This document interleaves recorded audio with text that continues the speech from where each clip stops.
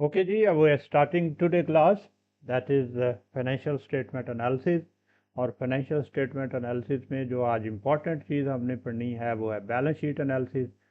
Balance sheet analysis को समझना है आज हमने।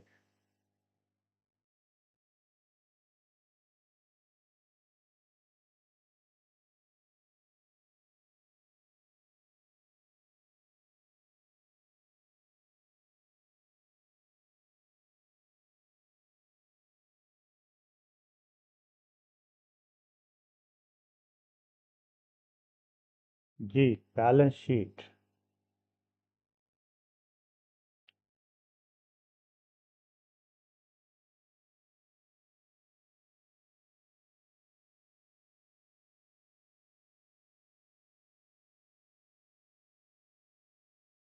डियर स्टूडेंट, बैलेंस शीट के 5 बड़े हिस्से होते हैं। उन पांचों हिस्सों को आज हमने डिस्कस करना है। सबसे पहले हम बैलेंस शीट को 3 हिस्सों में डिवाइड करते हैं। बैलेंस शीट की ये वाली चीज़ जो है इसे एसेट साइड होती है, और ये वाली लायबिलिटी है, और ओनर इक्विटी है। और ये मैं आपको पहले भी बता चुका हूँ कि ये अकाउंटिंग इक्वेशन जो है उसकी एलेबोरेटिव फॉर्म है। अकाउंटिंग इक्वेशन क्या होती है? Total assets is equal to total liabilities plus owner equity. अब अगर हम इसको मज़ीद देखें तो इसके 5 हिस्से बन जाते हैं। एक है जिसे हम कहते हैं कि ये करंट एसेट्स हैं, और ये फिक्स एसेट्स हैं, और फिर इसी तरह से current liabilities, long term liabilities, और ओनर इक्विटी। ये 5 बड़े हिस्से हो गए। एक ये वाला, एक ये वाला, एक ये वाला, और ये, और ये। तो बैलेंस शीट को जब भी आपने देखना है तो इन 5 बड़े सेगमेंट में देखना है। अब इन 5 बड़े सेगमेंट को एक दफ़ा फिर हम रिवाइज करते हैं कि ये करंट एसेट्स क्या होते हैं। वो एसेट्स जो 1 साल के लिए इस नीयत से ख़रीदे जाते हैं कि मेरा जो ऑपरेशन है वो 1 साल तक जारी रहे, या 1 साल से कम अरसे के लिए ख़रीदे जाते हैं। और कुछ फिक्स एसेट्स ऐसे हैं, कुछ एसेट्स ऐसे हैं जो 1 साल से ज़्यादा मुद्दत के लिए ऑपरेशन में यूज़ करने के लिए जो ख़रीदे जाते हैं उनको कहा जाता है कि ये फ़िक्स एसेट्स हैं। वो लायबिलिटीज़ जो आपने 1 साल के अंदर अंदर पे करनी है या 1 साल में पे करनी है उनको हम करंट लायबिलिटीज़ कहते हैं। और वो लायबिलिटीज़ जो 1 साल के बाद पे करनी है उसे लॉन्ग टर्म लायबिलिटीज़ कहते हैं। और फिर ओनर इक्विटी, अब वो है जो कंपनी ने पे नहीं करनी। ये ओनर इक्विटी है, यानी ओनर की इन्वेस्टमेंट है उस बिजनेस में। तो ये 5 बड़े हिस्से हो गए जो बैलेंस शीट के।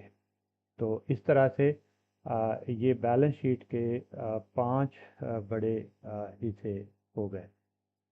तो अब इन पांचों हिस्सों को आपने समझ लिया। Current assets, fix assets, current liabilities, long term liabilities, और ओनर इक्विटी। अब हमने देखना है कि करंट एसेट्स में कितने पोर्शन है। करंट एसेट्स के 5 बड़े कंपोनेंट होते हैं। सबसे पहले होता है कैश, और फिर होता है मार्केटेबल सिक्योरिटीज, और फिर उसके बाद अकाउंट रिसीवेबल, और फिर उसके बाद इन्वेंट्री, और फिर उसके बाद प्रीपेड। यानी ये 5 कंपोनेंट हैं आपकी जो करंट एसेट्स। फिक्स एसेट्स एक ही तरह से होते हैं। तो फिक्स एसेट्स की तरतीब का भी कोई नहीं है। अच्छा, इसकी तरतीब भी इस तरह से है। सबसे पहले हम कैश लिखते हैं। कैश किसको कहते हैं? कैश आपकी कंट्री का करेंसी है। ये आपकी कंट्री की करेंसी है, खा वो बैंक में पड़ी है, खा वो आपके पास है। तो ये कैश है। ये हर किसी के लिए एक्सेप्टेबल होती है। और उसके बाद मार्केटेबल सिक्योरिटीज, आपने किसी और कंपनीज के शेयर खरीद लिए हैं या बॉन्ड खरीद लिए या टी बिल खरीद लिए जिनके ऊपर आपको कोई प्रॉफिट हो सकता है, तो ये मार्केटेबल सिक्योरिटी। ये मार्केटेबल सिक्योरिटीज क्या होती हैं? बेसिकली ये मार्केटेबल सिक्योरिटीज, मैं अक्सर ये कहता हूँ कि ये ऐसे है जैसे आपके जो हॉकी के प्लेयर हैं, वो खेल रहे हैं और बाहर रिजर्व बैठे हुए। ये 4 प्लेयर हॉकी के बाहर रिजर्व बैठे होते हैं, अगर किसी को चोट आ जाए तो इसको हम रिप्लेस कर लेंगे। तो कैश का कुछ पोर्शन हम मार्केटेबल सिक्योरिटी में ले जाते हैं। वो इसलिए ले जाते हैं कि इनसे हमें फ़ायदा भी हो, और अगर ज़रूरत पड़ी तो हम हमारे पास बॉन्ड है, हमारे पास शेयर है, हम सेल कर देंगे और फ़ौरन कैश आ जाएगा। यानी मुझे नहीं पता कि मेरा प्लांट जो है अब वो ख़राब होगा कि नहीं होगा, मुझे अचानक पैसों की कितनों की ज़रूरत पड़ जाएगी, तो ये रिस्क को कवर करने के लिए रखे जाते हैं मार्केटेबल सिक्योरिटी। मार्केटेबल सिक्योरिटी के बाद वो एसेट, वो मनी जो आपने लेना है, रिसीव करना है, अपने कस्टमर को आपने सप्लाईज दिए हैं, अपने कस्टमर को आपने चीज़ें बेची हैं, सेल की है, तो अब सेल उधार पे की है, तो वहाँ से जो पैसे मिलेंगे इसे अकाउंट रिसीवेबल कहते हैं। फिर उसके बाद है हमारे पास इन्वेंट्री। इन्वेंट्री आमतौर पर हमारे पास दो तरह की होती है। एक वो जो प्रोसेस में है, रॉ मटेरियल जिसको हम कन्वर्ट कर रहे हैं, अगर मैन्युफैक्चरर हैं। अगर हम ट्रेड ऑर्गेनाइजेशन हैं तो फिर वो इन्वेंट्री होती है जो हमने फिनिश गुड के तौर पर तैयार है। और प्री पेड वो होता है जो हमने पहले से पे कर दिया, वो हमारा एसेट है। और एसेट जो है उसको हम फिर आहिस्ता आहिस्ता इस्तेमाल करते हैं। जो हमारा प्री पेड होता है अब वो उनकी लायबिलिटी होती है जिनको हमने पे किया होता है। फिर आ गए आपके फिक्स एसेट्स। तो जो आपके फिक्स एसेट्स हैं वो किसी भी तरह से आप बिज़नेस को कंट्रीब्यूट करते हैं। इस पर मैं डिटेल वीडियो दे चुका हूँ, हमारे पिछले लेक्चर्स में भी बात हो चुकी है कि इनका असल मकसद बिज़नेस ऑपरेशन को कंट्रीब्यूट करना है। मिसाल के तौर पर एक फ्रूट शॉपकीपर है। एक फ्रूट शॉपकीपर का साइकिल क्या है? उसके पास कैश होता है, वो मंडी जाता है, जाके फ्रूट लेता है, फ्रूट लेके वापस आता है और उसको सेल करता है, और सेल उधार पे करता है तो वहाँ से कैश लेता है, और फिर ये उसका साइकिल है। यानी कैश लेकर मंडी जाता है, फ्रूट, कैश से इन्वेंट्री, इन्वेंट्री से सेल, सेल से सेल यानी रिसीवेबल, रिसीवेबल से कैश, ये उसका ऑपरेशन साइकिल। अब उसने एक गाड़ी खरीदी। अब गाड़ी खरीदने से उसके पास कैश है, वो तेज़ी के साथ मार्केट जाएगा और मार्केट से वो फ्रूट खरीदेगा और तेज़ी के साथ वापस आएगा, तो ये उसका साइकिल तेज़ हो जाएगा। तो जो जितने भी फिक्स एसेट्स हैं इनका असल मकसद जो है, पर्पस जो है, वो कंट्रीब्यूटरी होता है। ये ऑपरेशन को फैसिलिटेट करते हैं ताकि ऑपरेशन तेज़ी के साथ हो जाए। अब आते हैं दूसरी तरफ। दूसरी साइड पे अगर हम देखें तो हमारे पास हैं कुछ करंट लायबिलिटीज़ और कुछ हैं long term liabilities. Current liabilities वो पैसे हैं जो हमने देने हैं, इसी साल के अंदर पे करने हैं, जैसे सैलरीज है, बिजली का बिल है, आपका गैस का बिल है, और टैक्स है, और इस तरह की जितनी भी चीज़ें होती हैं जो एक साल के अंदर अंदर आपने पे करनी है, वो सारी आपकी करंट लायबिलिटी। वो लायबिलिटी जो आमतौर पे लॉन्ग टर्म लायबिलिटी, मतलब आपने किसी बैंक से लोन लिया है और वहाँ से जो आपको उनको पे करना है, लोन रिटर्न करना है और इंटरेस्ट भी उनको देना है, तो वो वाला आपका लॉन्ग टर्म लायबिलिटीज़ में होगा जो एक साल के बाद पे करना है। और ओनर इक्विटी वो होती है जो इन्वेस्टमेंट है ओनर्स की। यहाँ तक बच्चों अगर कोई क्वेश्चन आपके जहन में है तो आप बता दें। मैं वेट करता हूँ कि आप वॉइस नोट पे क्वेश्चन कर देंगे और फिर मैं उसका जो है वो आपको रिप्लाई करूँगा, और फिर हम थोड़ा आगे जाएंगे। थोड़ी देर मैं ना कैमरे को बंद कर। जितना बेटा लेक्चर सुना है बताइए, उसमें से अगर कोई क्वेश्चन है तो कीजिए।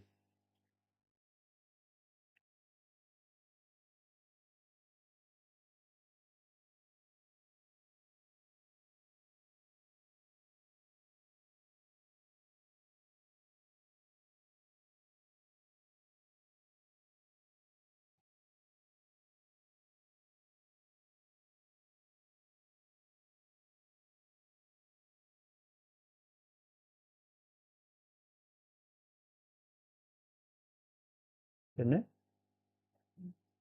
यार, ये वापस कैसे जाना है?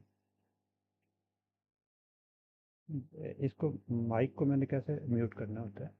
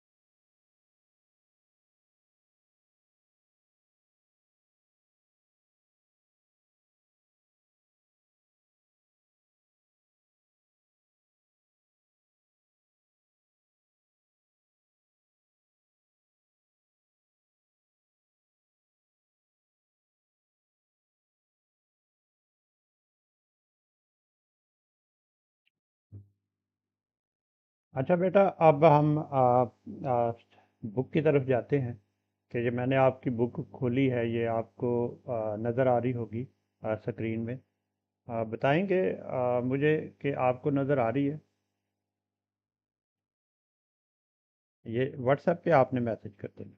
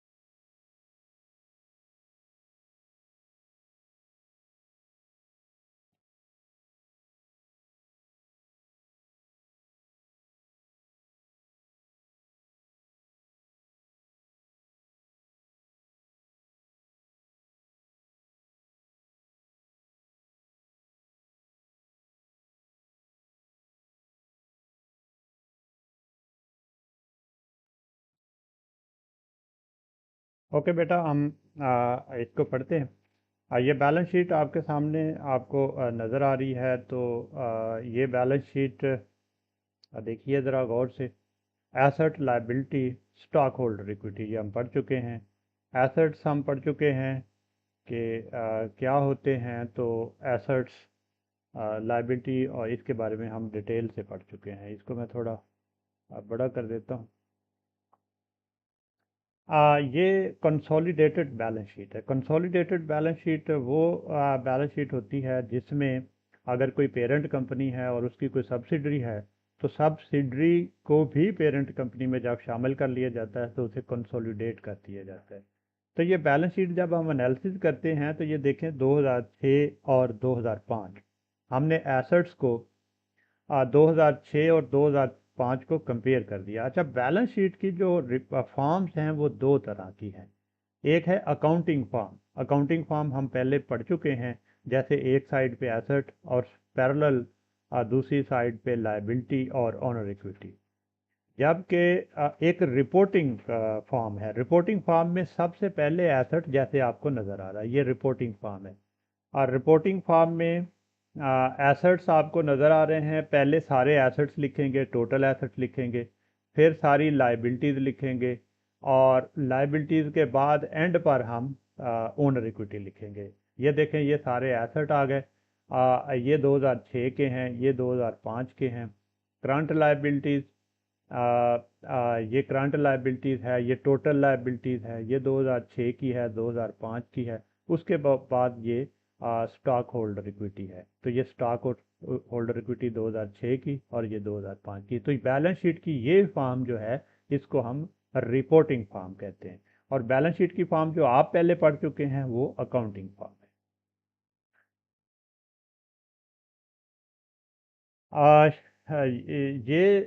आपके सामने बैलेंस शीट की अकाउंटिंग फॉर्म है।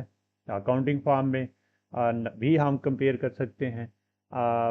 पर्पस क्या है, बैलेंस शीट की ये फॉर्म ऐसे क्यों बनाई जाती हैं? अगर तो हमने किसी को रिपोर्ट करना है तो हम सबसे पहले एसेट दिखाते हैं, एसेट हमारी स्ट्रेंथ है, फिर लायबिलिटी दिखाते हैं और फिर ऑनर इक्विटी दिखाते हैं।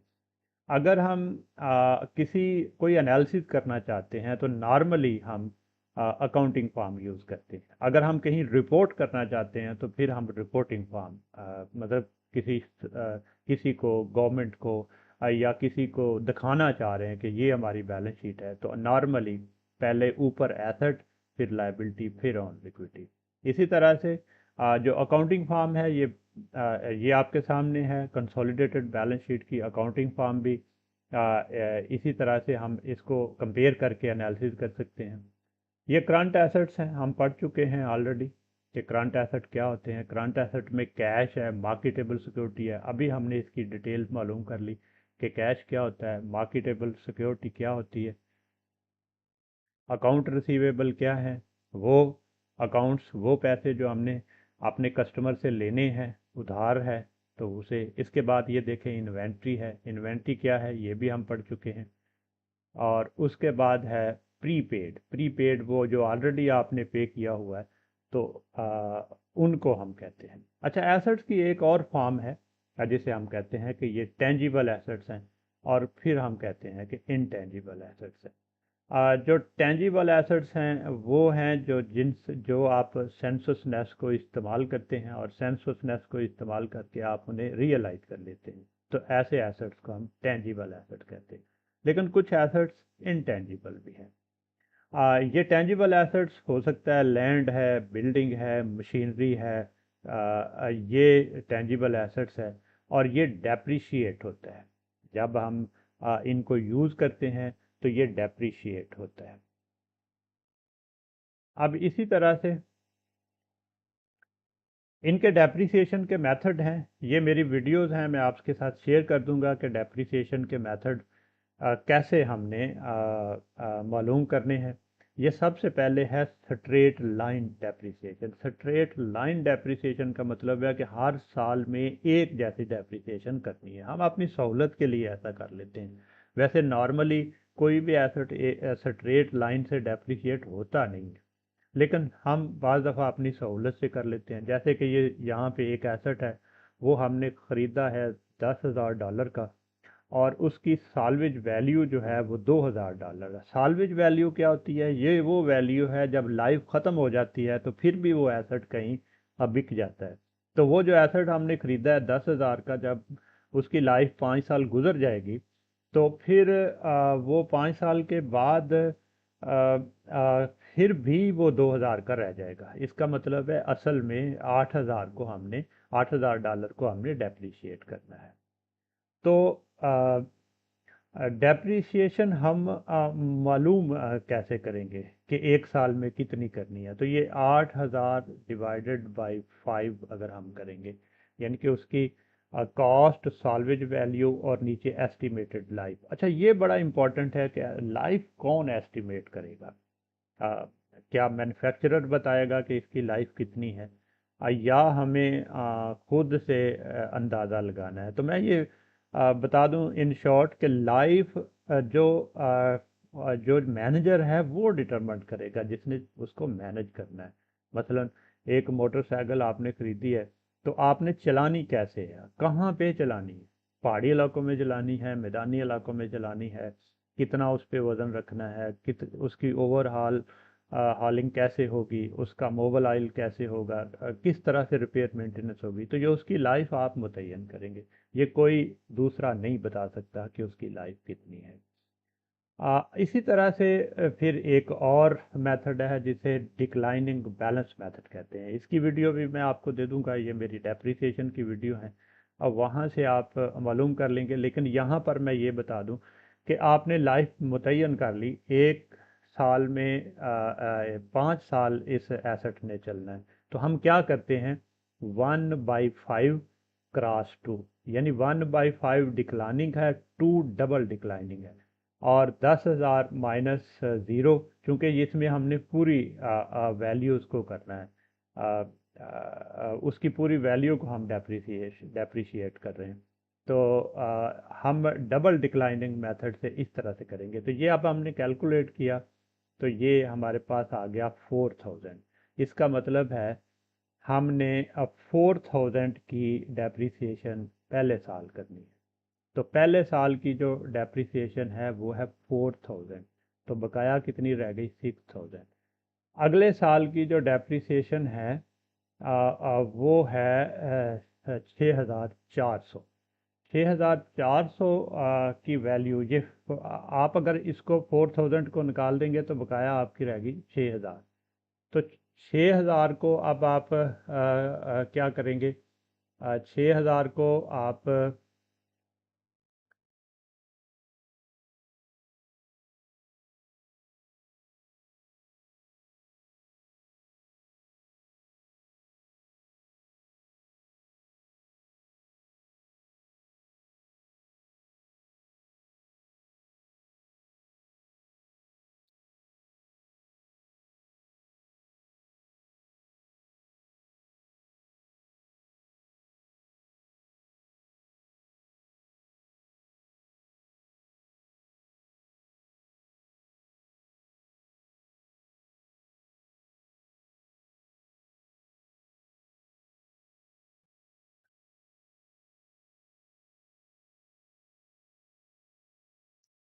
तो ये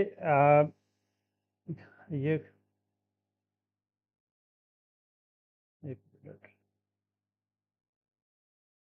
तो अकामुलेटेड डेप्रिसिएशन, पहले पहली आपकी जो बुक वैल्यू है वो 10,000 है, तो 6,000 आपकी जो है वो डेप्रिसिएशन, 4,000 आपकी डेप्रिसिएशन हो गई, तो 6,000 बुक वैल्यू रह गई।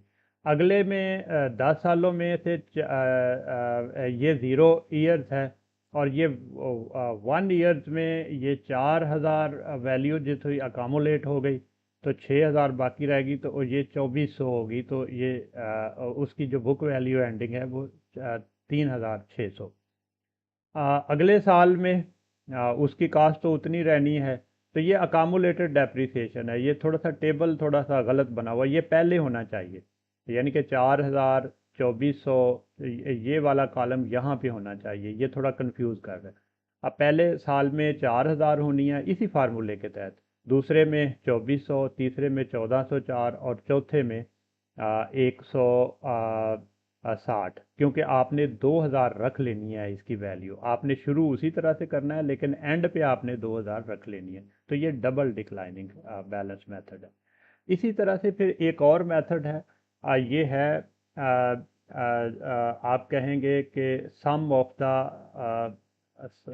The year digit method. Sum of the year digit method को बड़ी आसानी से आपने क्या करना है कि जो जितना उसके लाइफ है उसको जमा कर लेना है। मतलब इसकी 5 साल लाइफ है, तो 1+2+3+4+5, ये 15 हो गए।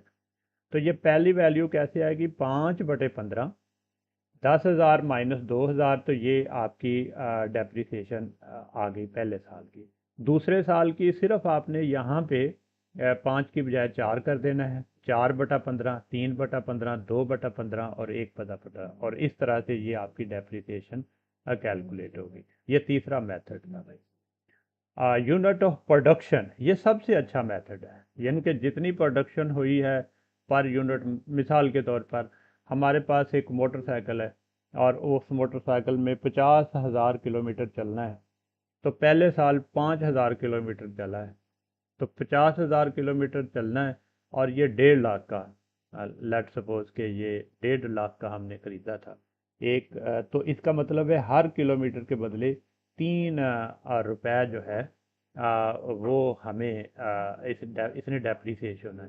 तो पहले साल 5,000 हुआ, तो 5,000 क्रॉस 3 यानी कि 15,000 का डेप्रिशिएट हो गया। तो ये पहले साल की डेप्रिसिएशन, यानी जितने पर यूनिट का आपने डेप्रिसिएशन निकाल लेनी है, और जितने यूनिट आपका होगा उतने यूनिट का कर लेना। ये डिटेल से मेथड जो है ना, वो मैं वीडियो शेयर करूंगा, उसमें न्यूमेरिकल वैल्यूज़ दी हुई हैं, तो वहाँ से आप देखेंगे।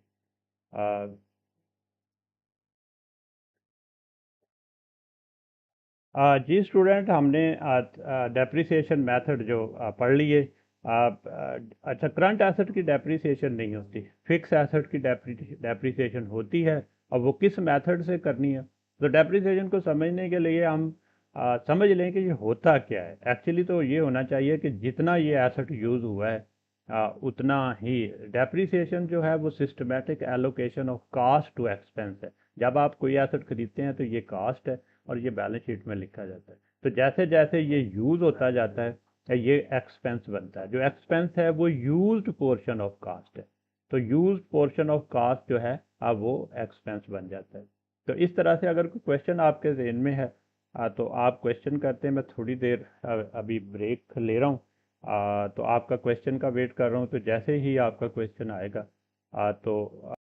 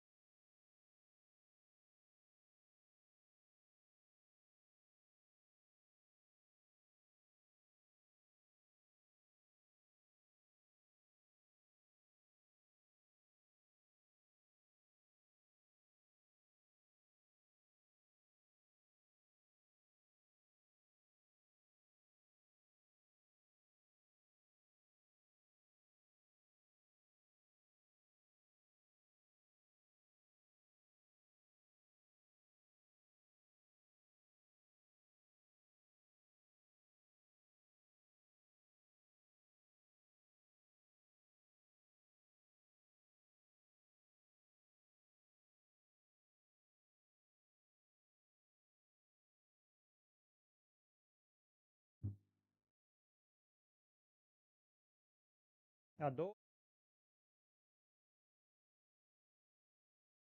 दो बड़े अच्छे क्वेश्चन आए हैं। एक हमारे स्टूडेंट है अब्दुल कादर साहब, उसने क्वेश्चन पूछा है। उसने ये पूछा है कि जो एक मिनट, मैं देख लूँ कि एग्जैक्ट उसका क्या क्वेश्चन था।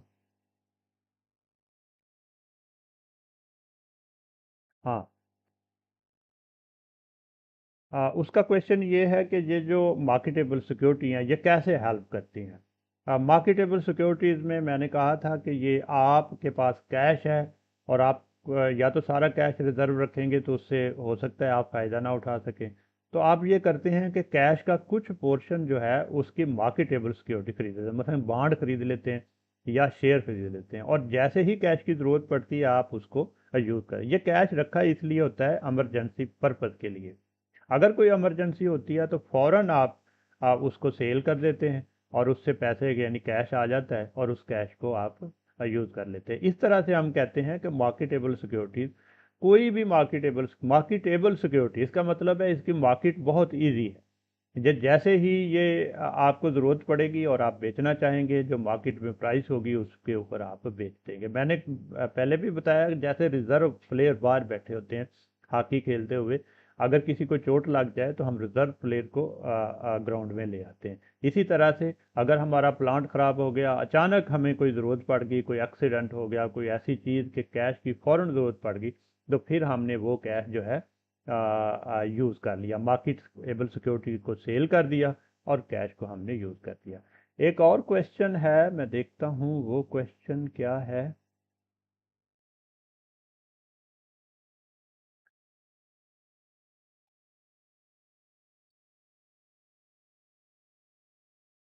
जी, यासर अरफान साहब, ये भी हमारे एक बड़े ब्रिलियंट स्टूडेंट हैं और ये क्वेश्चन पूछ रहे हैं कि क्या रिपोर्टिंग फॉर्म हम स्टेक होल्डर भी, बिल्कुल स्टेक होल्डर ने इंफॉर्मेशन लेनी होती है, एनालिसिस नॉर्मली नहीं करते, तो स्टेक होल्डर को नॉर्मली आप रिपोर्टिंग फॉर्म देते हैं।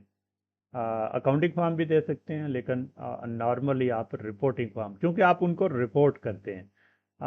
जो अकाउंटिंग का डेफिनेशन है उसके अंदर एंड पे लिखा हुआ है कि reporting to the stakeholder, तो स्टेक होल्डर को रिपोर्ट करना ही इसका काम है। तो reporting form normally stakeholder को दी जाती है, लेकिन कुछ फर्म जो है ना वो अकाउंटिंग फॉर्म भी दे देते हैं।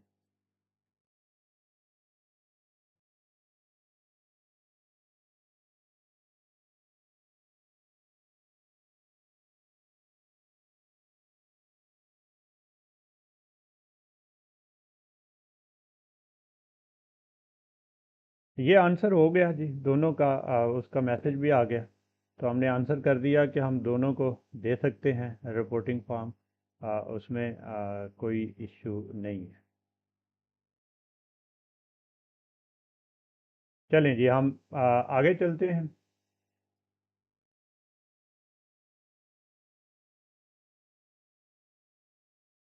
आगे है जी, बैलेंस शीट एनालिसिस हम कर रहे हैं, तो बैलेंस शीट में एक टर्म्स आती है जिसे हम लीज कहते हैं। तो लीज दो तरह का होता है, एक को हम ऑपरेटिंग लीज कहते हैं और दूसरे को हम कैपिटल लीज कहते हैं।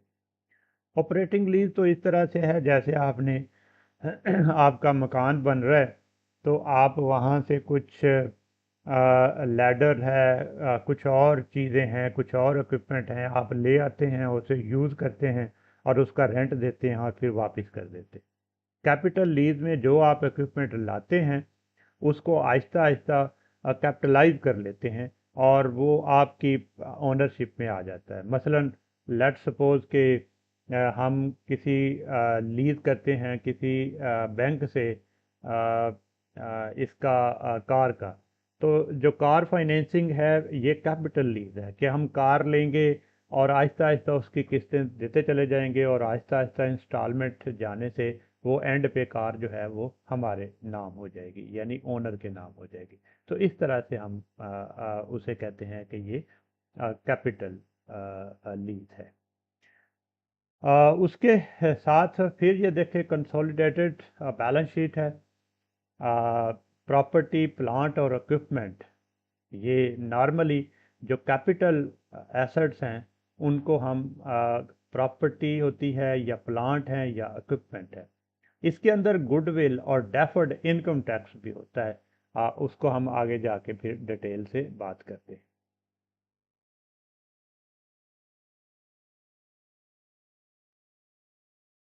इन्वेस्टमेंट जो है, normally investment, usually stock, bond of other companies are often held, maintain the business relationship and to exercise control. Long-term investment are often marketable securities where the वो इन्वेस्टमेंट जो आपने long term के लिए किया होता है उसको आप जो है वो मार्केटेबल सिक्योरिटीज में नहीं लेके जाते, ये आपकी इन्वेस्टमेंट है। ये वो इन्वेस्टमेंट है जो लॉन्ग टर्म है, मतलब आपने 5 सालों के लिए या 2 सालों के लिए या 10 सालों के लिए इन्वेस्टमेंट की हुई है। तो ऐसी इन्वेस्टमेंट ऐसी को हम मार्केटेबल सिक्योरिटी नहीं कहेंगे, बल्कि ये आप इन्वेस्टमेंट कहेंगे। कुछ एसेट्स ऐसे होते हैं जो नॉन फिजिकल एसेट्स हैं, वो इंटैजिबल एसेट्स होते हैं, जैसे पेटेंट है, कॉपीराइट है, इनटेंजिबल एसेट्स हिस्टोरिकल कॉस्ट के ऊपर हम लिखते हैं, यानी जैसे ही हम खरीदते हैं, जितने का खरीदते हैं, हम उसी कॉस्ट के ऊपर लिख लेते हैं और फिर आहिस्ता आहिस्ता उसे डेप्रिशिएट करते हैं। जबकि इनटेंजिबल जो एसेट्स हैं, जो टेंजिबल एसेट्स हैं, जो इनटेंजिबल एसेट्स हैं, वो हम एमोटाइज करते हैं ओवर यूज़फुल लाइफ। देयर जितनी उनकी लाइफ होती है उसके एतबार से हम एमोटाइज कर लेते हैं। एमोटाइज का मतलब ये है कि हम उनकी लाइफ मुतय्यन कर लेते हैं और हर साल में इक्वल अमाउंट में उसको हम एमोटाइज करते हैं, यानी कि इक्वल अमाउंट में वो उसकी लाइफ जो है, उसकी वैल्यू जो है वो कम होती चली जाती है। तो इस तरह से हम कहते हैं। ये आपके सामने एक कंसोलिडेटेड बैलेंस शीट है, एसेट है। इसकी 2006 के हैं, फिर 2005 के हैं। इसमें देखें, करंट एसेट में कैश और cash equivalent, short term investment, short term investment इधर आएगी और long term investment capital asset में आएगी। वो इन्वेस्टमेंट जो लॉन्ग टर्म है तो वो मार्केटेबल सिक्योरिटी नहीं है, वो लॉन्ग टर्म इन्वेस्टमेंट है, यानी एक साल से पहले आपने सोचा हुआ है कि एक साल से पहले आपने ये सिक्योरिटी बेचनी नहीं है। पेटेंट और अदर एसेट्स हैं, प्लांट एंड इक्विपमेंट का ये पोर्शन है और ये सारे एसेट का पोर्शन है। आगे जी, इन्वेस्टमेंट।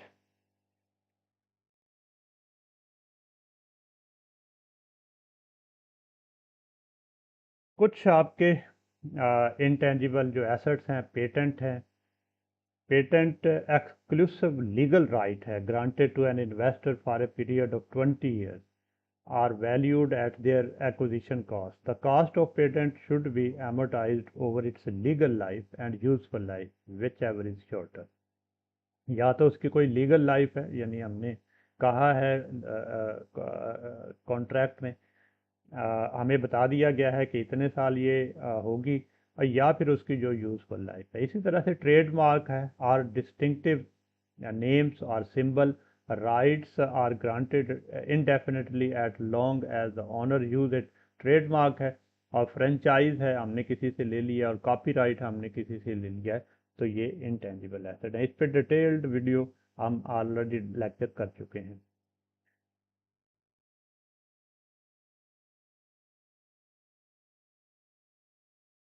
एंड पर कुछ अदर एसेट्स भी होते हैं। Firm will occasionally have assets that do not fit into one of the previous discussed classification।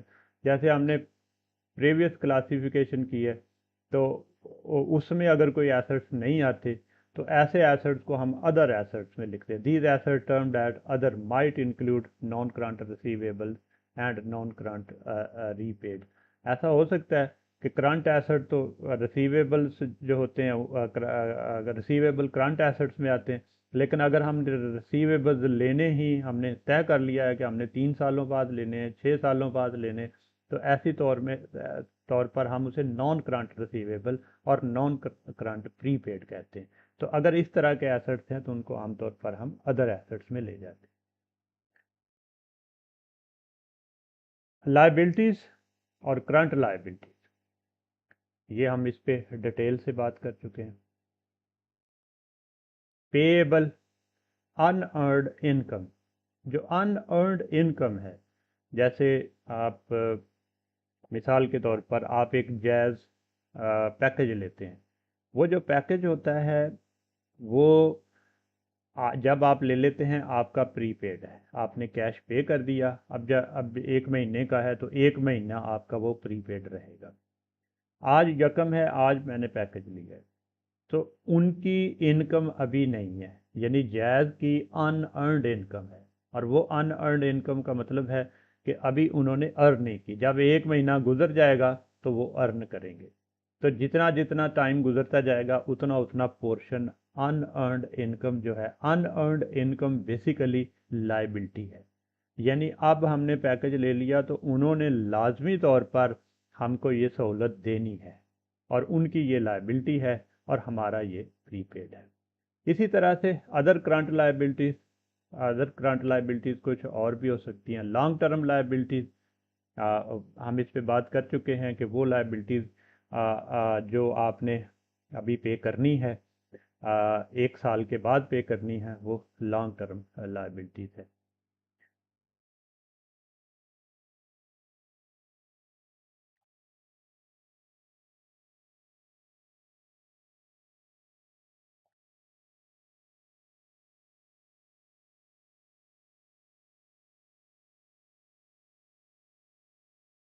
अब आते हैं स्टॉक होल्डर इक्विटी के ऊपर। इससे पहले कोई क्वेश्चन अगर कुछ स्टूडेंट्स के हैं तो वो हम ले लें।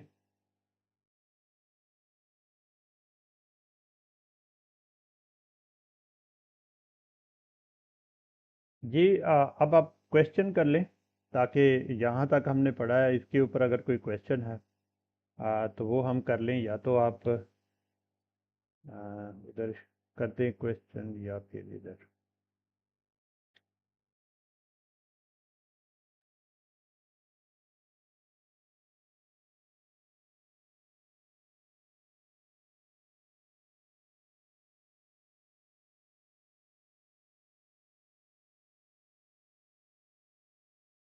कोई क्वेश्चन है तो बेटा पूछिए।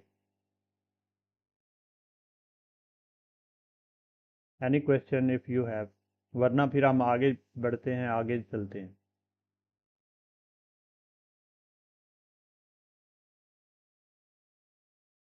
आप ग्रुप में भी कर सकते हैं, आप उधर भी कर सकते हैं।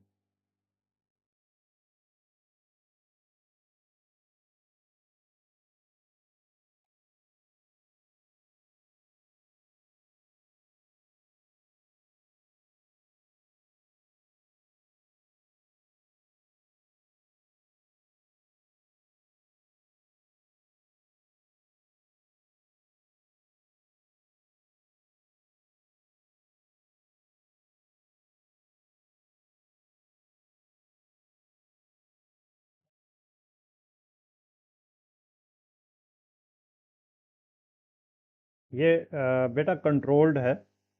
आपकी चैट शायद दूसरों को ना शो हो, आपकी इधर मुझे शो होगी और मैं ही उसका रिप्लाई करूँगा।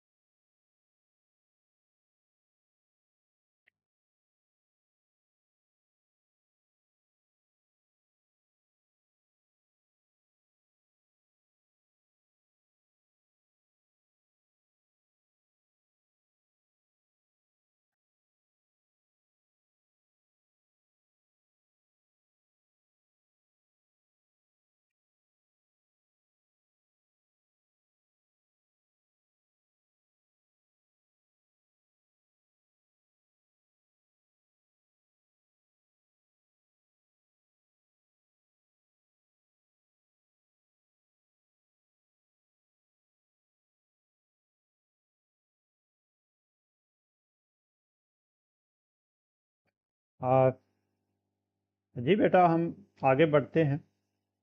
और अब हम बैलेंस शीट एनालिसिस कर रहे हैं। तो हमने सबसे पहले करंट एसेट्स के बारे में पढ़ा, फिर हमने फिक्स एसेट्स और उसकी डेप्रिसिएशन के बारे में पढ़ा, short term liabilities, long term liabilities. और अब हमारा पोर्शन है कि हम जो है वो स्टॉक होल्डर इक्विटी जो है, ओनर इक्विटी के बारे में बात करेंगे। ये ओनर इक्विटी वो इन्वेस्टमेंट है जो ओनर ने की हुई है। तो आइए देखते हैं कि हम ओनर इक्विटी क्या होती है और इसकी डिटेल पढ़ने की कोशिश करते हैं। हम एक दफ़ा फिर बुक पे चलते हैं।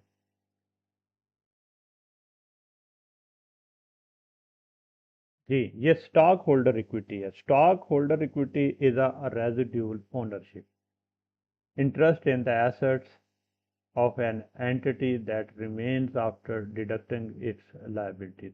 रेजिड्यूल का मतलब ये है कि अगर कोई आपके एसेट्स, सारी फर्म को हम लेट सपोज बेचते हैं, सेल करते हैं, कैश में कन्वर्ट कर देते हैं, तो सबसे पहले हम लाइबिलिटीज़ को पे करेंगे। लाइबिलिटीज से में भी सबसे पहले करंट लाइबिलिटीज़ को पे करेंगे, फिर हम कुछ बचेगा तो लॉन्ग टर्म लाइबिलिटीज़ को पे करेंगे, और फिर कुछ बचेगा तो हम ओनर को देंगे, क्योंकि ओनर जो हैं वो डिसीजन मेकर हैं। तो ओनर्स के डिसीजन मेकर होने की वजह से इनको रेजिड्यूल ओनरशिप मिलनी है, यानी आखिर में इनको मिलना है। जो भी लॉस होगा बेसिकली वो लॉस जो है वो ओनर के खाते में जाएगा। मिसाल के तौर पर एक फर्म है, उसके टोटल एसेट जो हैं जो अब हमने सेल किए तो वो 100 मिलियन के सेल हो गए, लेकिन उस वक्त जो एसेट शो हो रहे थे वो 120 मिलियन के शो हो रहे थे। तो उसकी जो करंट लाइबिलिटीज थी आ, वो हम सपोज करते हैं कि 60 मिलियन है, और 60 मिलियन ही ओनर इक्विटी थी। तो अब जब हमने बेचे तो वो 100 मिलियन के बिक गए। अब पहले हम 60 मिलियन पे करेंगे, तो जो ओनर का शो हो रहा था 60 मिलियन, वो उनको 60 नहीं मिलेगा बल्कि उनको 40 मिलियन मिलेगा। क्यों 40 मिलेगा? क्योंकि जो 20 मिलियन का लॉस हुआ है अब वो ओनर के खाते में जाएगा। तो जो स्टॉक है या ओनर्स हैं या स्टॉक हो, हम कहते हैं कैपिटल स्टॉक है, उसकी दो फॉर्म्स होती हैं। एक को हम कहते हैं प्रेफर्ड स्टॉक और फिर दूसरे को कहते हैं कॉमन स्टॉक। असल में जो ओनरशिप है ना वो कॉमन स्टॉक है, प्रेफर्ड स्टॉक ओनरशिप नहीं है। प्रेफर्ड स्टॉक एक हाइब्रिड फॉर्म है जो बॉन्ड और स्टॉक के दरमियान है। यानी कि स्टॉक जो होता है इसका वोटिंग राइट होता है, प्रेफर्ड स्टॉक का वोटिंग राइट नहीं होता। लेकिन प्रेफर्ड स्टॉक बॉन्ड की तरह इंटरेस्ट की बजाय डिविडेंड फिक्स कर लेता है। तो चूंकि ये डिविडेंड फिक्स कर लेता है, ये कहता है जी इतने % डिविडेंड इसको मिलेगा, तो ऐसी सूरत में इसका वोटिंग राइट ख़त्म हो जाता है। ये मतलब आप यूं समझ लें कि कॉमन स्टॉक का वोटिंग राइट है, प्रेफर्ड स्टॉक का वोटिंग राइट ख़त्म हो जाता है, वोटिंग राइट के बदले उनका डिविडेंड फिक्स हो जाता है। तो ये बेसिक फ़र्क है प्रेफर्ड स्टॉक में और कॉमन स्टॉक में। कॉमन स्टॉक ही असल में ओनर है, प्रेफर्ड स्टॉक असल में ओनर नहीं है, क्योंकि उसका तो कोई वोटिंग राइट नहीं। जब वोटिंग राइट नहीं है तो उसका कोई भी बंदा मुंतखब किया हुआ उसमें बोर्ड ऑफ डायरेक्टर में नहीं होगा। जब बोर्ड ऑफ डायरेक्टर में नहीं होगा तो यकीनी तौर पर हम कहेंगे कि उसका तो डिसीजन नहीं है, तो उसने अपने डिविडेंड को, अच्छा, जब बॉन्ड होगा तो इंटरेस्ट मिलेगा, जब शेयर होगा तो डिविडेंड मिलेगा। जो प्रेफर्ड स्टॉक वाले हैं उनका डिविडेंड फिक्स हो जाएगा, जो कॉमन स्टॉक वाले हैं उनको कुछ बचेगा तो मिलेगा। और फिक्स, अगर फ़र्ज़ करें इनकम पहले ही ख़त्म हो गई है तो कॉमन स्टॉक वालों को नहीं मिला, इनकम ख़त्म हो गई तो इनका अकमुलेट हो जाएगा, और जब इनकम आएगी तो तब मिलेगा। तो ये इसका बेसिक फ़र्क है। और रिडीमेबल प्रेफर्ड स्टॉक हैं, कुछ कुछ ऐसे प्रेफर्ड स्टॉक हैं जिनको आप रिडीम कर सकते हैं और कुछ हैं जिनको आप नहीं कर सकते। इसी तरह से ये कॉमन स्टॉक है। असल में ओनरशिप जो है वो कॉमन स्टॉक में है। प्रेफर्ड स्टॉक में डिविडेंड प्रेफरेंस है, अकामुलेशन ऑफ डिविडेंड भी होती है कि ये डिपेंड करता है कि जो उसकी टर्म एंड कंडीशन लिखी हुई है। टर्म एंड कंडीशन में अगर ये अकामुलेशन लिखी हुई है तो होगा, अगर अकामुलेशन नहीं लिखी तो नहीं होगा। तो preference to dividend, accumulation, participation in excess of stated dividend rate, convertible into common, कई प्रेफर्ड स्टॉक कॉमन स्टॉक को कन्वर्टिबल होते हैं, कई नहीं होते। कॉलेबिलिटी किसी में होती है किसी में नहीं होती। Redemption at future maturity date किसी में होती है किसी में नहीं। प्रेफरेंस इन लिक्विडेशन, यकीनी तौर पर ये इनको लिक्विडेशन में प्रेफरेंस होती है। कि जब फर्म लिक्विडेट होती है तो पहले पे किया जाएगा प्रेफर्ड स्टॉक को और बाद में पे किया जाएगा कॉमन स्टॉक को।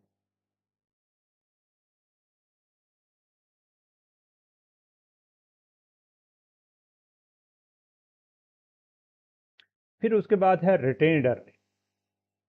अर्निंग जब आती है तो इसके दो पोर्शन किए जाते हैं, इसको डिविडेंड पॉलिसी कहते हैं। मसलन 10 मिलियन की अर्निंग आई है तो ऐसा हो सकता है कि 6 मिलियन को री इन्वेस्ट कर दिया जाए और 4 मिलियन को डिविडेंड में कन्वर्ट कर दिया जाए। डिपेंड करता है कि डिविडेंड पॉलिसी क्या है और फर्म को इसकी ज़रूरत क्या है।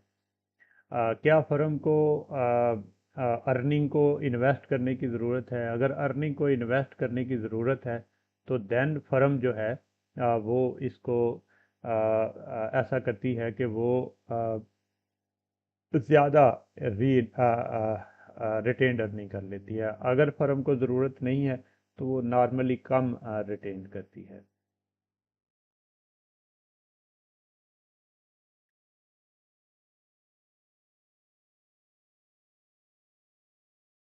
एम्प्लॉय स्टॉक ओनरशिप प्लान बाद दफ़ा होते हैं कि हम एम्प्लॉयज़ को जो है वो ओनर्स में कन्वर्ट कर देते हैं। आहिस्ता आहिस्ता हम कोशिश करते हैं कि जो एम्प्लॉयज़ हैं वो ओनरशिप में चले जाएं। मसलन हम प्रॉफिट आता है तो हम कहते हैं जी प्रॉफिट का 5% जो है जो हमने एम्प्लॉयज़ को जो बेनिफिट देने थे हमने उनको ओनरशिप दे दी है 5%। वो 5% या 1% या 2% और वट्स एवर, या तो वो हम इम्प्लाई स्टॉक ओनरशिप प्लान दे देते हैं कि आहिस्ता आहिस्ता इम्प्लाई जो है वो उसका ओनरशिप ही कर लेंगे और ओनरशिप उनको हम दे देंगे। अ, इस तरह से प्लान होते हैं। बहुत सारी फर्म ऐसा करती हैं। ऐसा क्यों करती हैं? क्योंकि यकीनी तौर पर एक एम्प्लाई की सोच है, एक ओनर की सोच है। एम्प्लाई की सोच महदूद होती है और ओनर की सोच जो है ना वो लॉन्ग टर्म होती है। ओनर जो है वो इस तरह से सोचता है कि उसे बेनिफिट, उसे पता है कि हर पैनी बेनिफिट जो है वो उसको जाना है। एम्प्लाई कहता है मुझे सैलरी मिलनी है और मुझे इससे क्या। तो मिसाल के तौर पर मैं यूँ सोचता हूँ कि हम सपोज करते हैं कि आप एक मैनेजर हैं। आपको एक फ़ोन कॉल आती है और इस वक्त Quarter to 10 PM है और Quarter to 10 PM पे कॉल आती है, some important customer is coming to your shop, please stay. अगर तो वहाँ पे ओनर है तो वो कहता है please come tomorrow, I I am going to close my stock, I am going to close my shop, I need to go to a doctor, I need to attend a marriage ceremony, और मुझे अपनी wife को लेके जाना है और मुझे ये काम है। तो अभी पौने 10 हो रहे हैं, सुबह 10 से शाम 10 बजे तक मेरी ड्यूटी है, तो आप कल आइएगा। If there is owner, owner says yes, come, i I will wait till night, even after the midnight, uh, आधी रात और उसके बाद भी मैं आपका इंतज़ार करूंगा, क्योंकि उसे पता है कि एवरी पेनी ऑफ ऑफ जो प्रॉफिट है वो उसके खाते में जाएगा। तो यकीनी तौर पर ऐसा होता है कि जो इम्प्लाई, उसका रवैया जो है वो ओनर के रवैये के बराबर नहीं होता, जिसकी वजह से कॉस्ट आती है। तो ये जो इम्प्लाई स्टॉक ओनरशिप है ये उस कॉस्ट को कम करने का एक तरीका है। Treasury stock, a firm creates treasury stock when it purchases its own stock and does not retire it। मेरा ख्याल है अब हम डिस्कस कर लें। कुछ ही चीज़ें रह गई हैं, आ, उनको पहले डिस्कस कर लें और फिर हम जो रहती चीज़ें हैं ना उनको हम करेंगे। आ,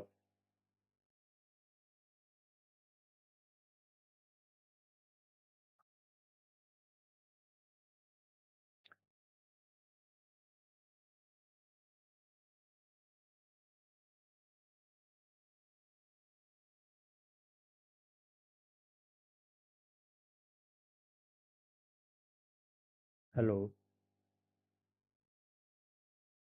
हेलो।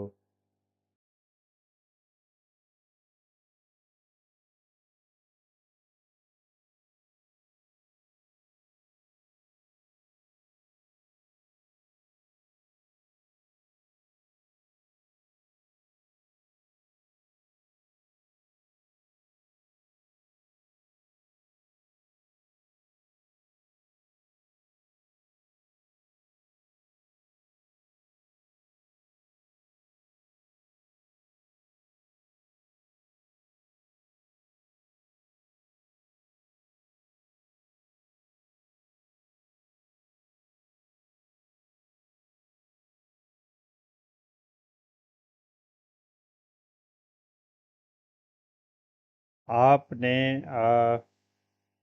आपने 10 मिनट में ना एक एक क्वेश्चन पुट करने हैं, तो मैंने उनका रिप्लाई करना है और फिर उसके बाद हम आगे चलेंगे। मैं वेट कर रहा हूँ। ये वहीं पे ही आप क्वेश्चन पुट कर दें अपना, एक एक क्वेश्चन हर बंदा तो पुट करेगा तो मुझे पता लगेगा कि आप एक्टिव है।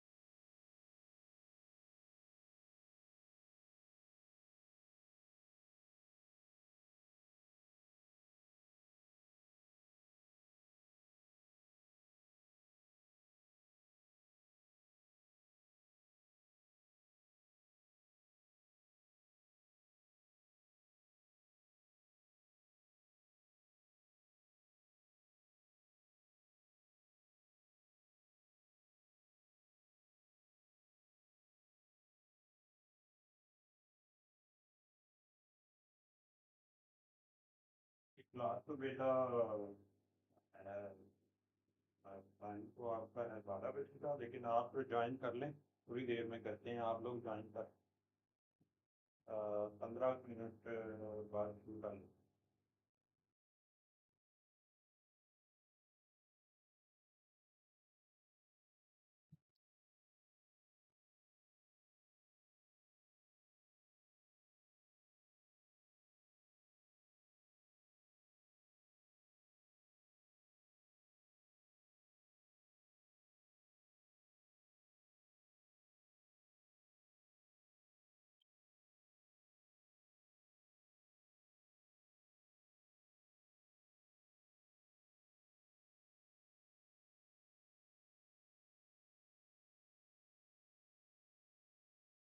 ठीक है सर, वैसे क्लास पूछ रही थी, मैंने उनको कह दिए ज्वाइन सर कर लेते हैं। सर जो यूट्यूब पे एक लाइव चल रहा है, उसी पे आपने कंटिन्यू करना है कि सर न्यू लिंक उधर बनेगा यूट्यूब पे, या उसी पे कंटिन्यू रहेगा? उसी पे कंटिन्यू रहेगा, उसी पे ज्वाइन कर, फिर हम इनको फिनिश कर देंगे, हम टाइम वैल्यू मनी शुरू कर देंगे।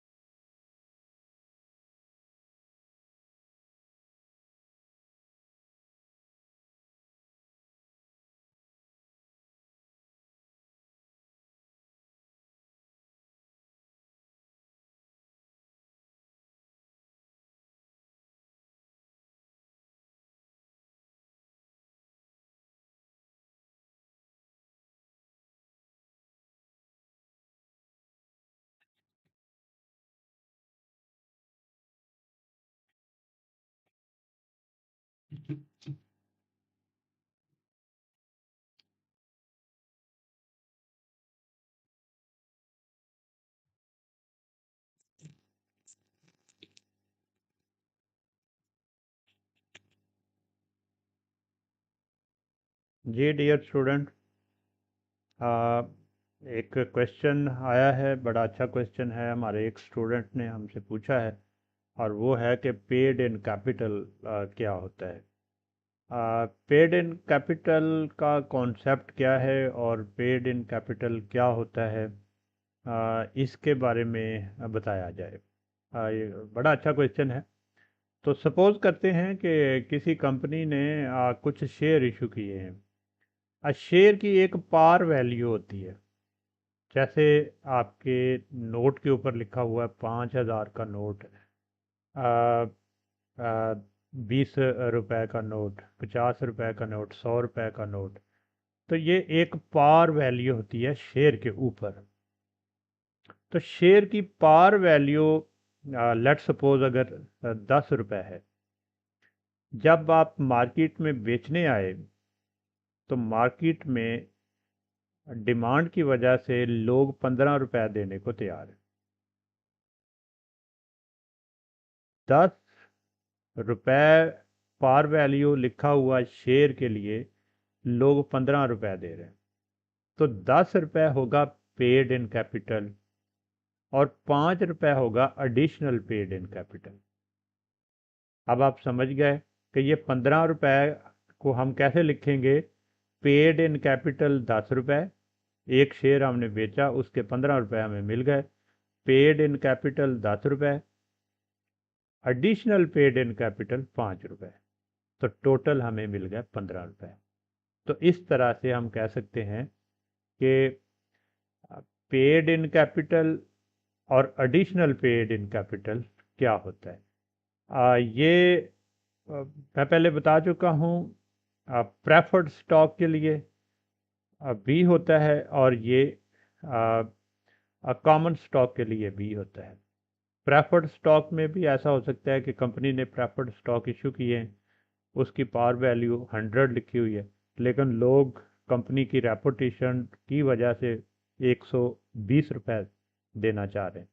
तो जो एक 100 रुपया होगा वो होगा पेड इन कैपिटल, और जो 20 रुपए होंगे वो होंगे एडिशनल पेड इन कैपिटल। तो ये दो टर्म्स हैं। तो ये एक स्टूडेंट ने पूछी थी, मैंने कहा कि मैं पहले ये बता दूं और फिर हम आगे चलते हैं।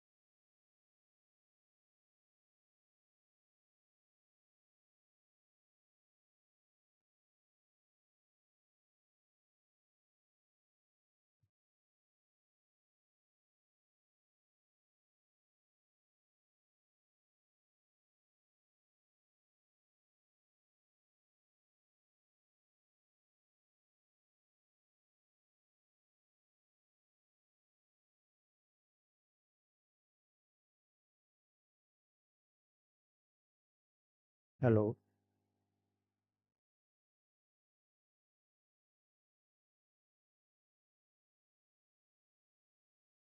सुने?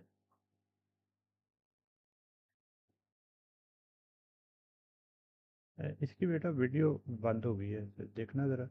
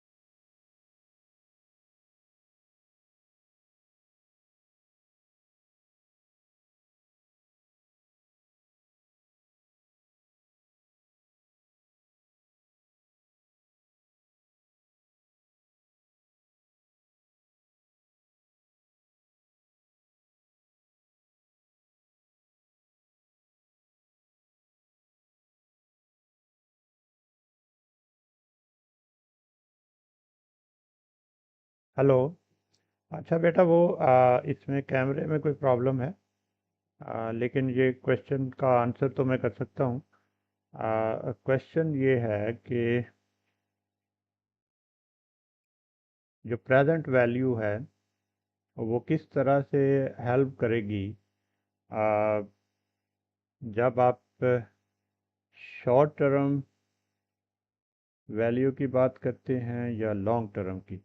हाँ, ये कह रहे हैं कि how present value helps us to decide between the short term asset and long term. जो प्रेजेंट वैल्यू है वो कहते हैं जब भी हम एसेट्स को के बारे में इन्वेस्टमेंट करना चाहते हैं तो हम प्रेजेंट वैल्यू को और जो फ्यूचर वैल्यू से कंपेयर करते हैं। तो असल में तो यही हम मालूम करना चाहते हैं कि प्रेजेंट वैल्यू कितनी है।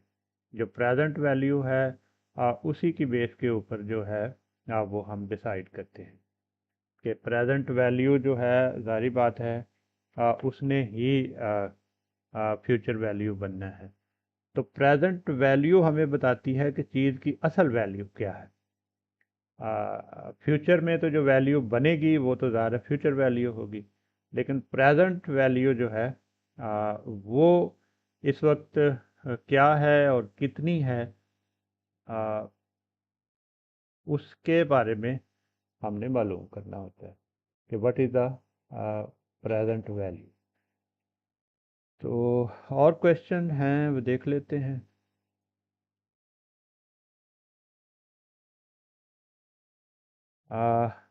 Current liabilities of a employee with the management or owner, a concept to understand its the duration of liability would be period is। समझ नहीं आई। what current liabilities of a employee with a management और owner.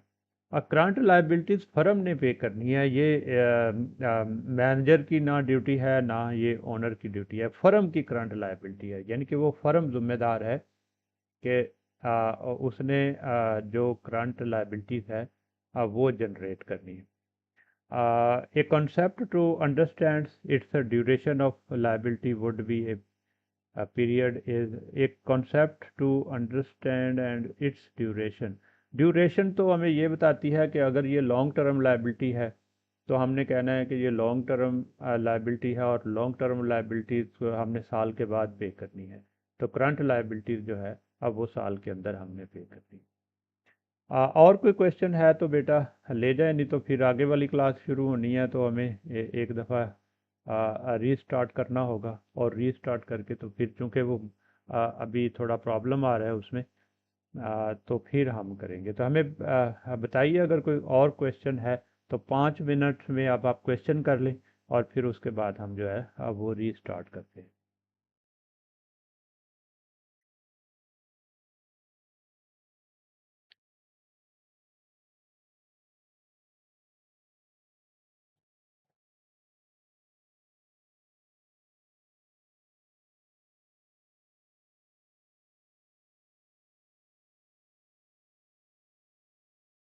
Financial statement analysis के student अगर कोई question पूछना चाह रहे हैं तो अब ये टाइम है कि वो 5 मिनट के अंदर अंदर क्वेश्चन पूछ लें, वरना फिर जो है वो हम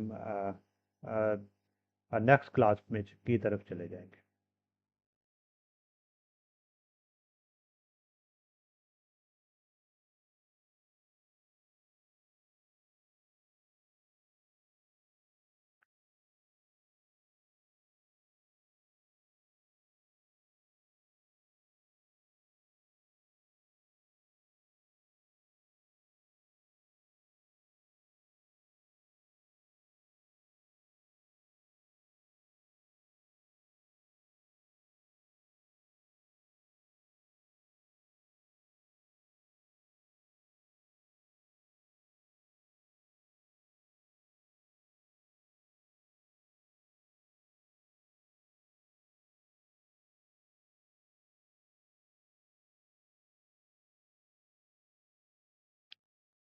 ये पूछा है हमारे एक स्टूडेंट ने, सर गैप प्रिंसिपल क्या होते हैं? गैप प्रिंसिपल बेटा हम अकाउंटिंग में पढ़ा चुके हैं।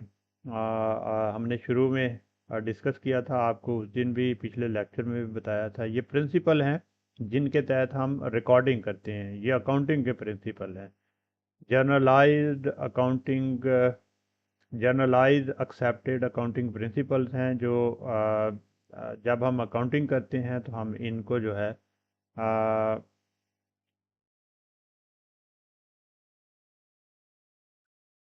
गैप प्रिंसिपल्स हमारा वो कह रहे हैं, अगर अभी नहीं है, चलें। गैप प्रिंसिपल्स की बहुत सारी वीडियो मेरी उधर मेरे पे पड़ी हुई हैं, बल्कि वो सारी की सारी का एक मेरा ख्याल है फोल्डर बना हुआ है, तो वो फोल्डर आप देख लें। अगले लेक्चर में हम कोशिश करेंगे कि उनमें से जो भी चीज़ें हैं वो हम उनको डिस्कस कर लेंगे।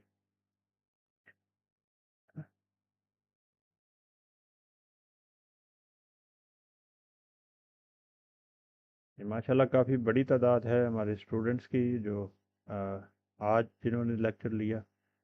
आ, इसके बावजूद कि ऑनलाइन मुश्किल होता है, लेकिन स्टिल स्टूडेंट बड़े एक्टिव हैं। माशाल्लाह बड़े अच्छे तरीके से उन्होंने ये कवर किया है कोर्स को। आज का लेक्चर बड़ा फ्रूटफुल रहा है। तो अभी देखते हैं। तो अभी हम क्या करेंगे कि आज की ये फाइनेंशियल स्टेटमेंट की क्लास ख़त्म करते हैं, और अब हम थोड़ी देर में शुरू करेंगे फाइनेंशियल मैनेजमेंट की क्लास। तो अल्लाह हाफिज़ जी, बहुत शुक्रिया।